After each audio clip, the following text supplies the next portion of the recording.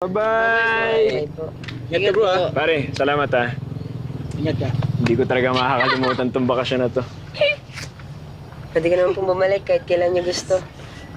Dito lang naman po kami. Salamat.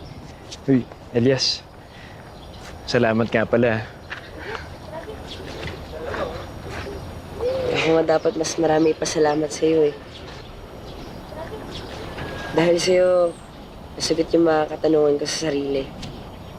Tanggap ko na kung ano talaga ako. Alam mo, wala ka dapat ikahiya. Dahil mabuti kang kaibigan.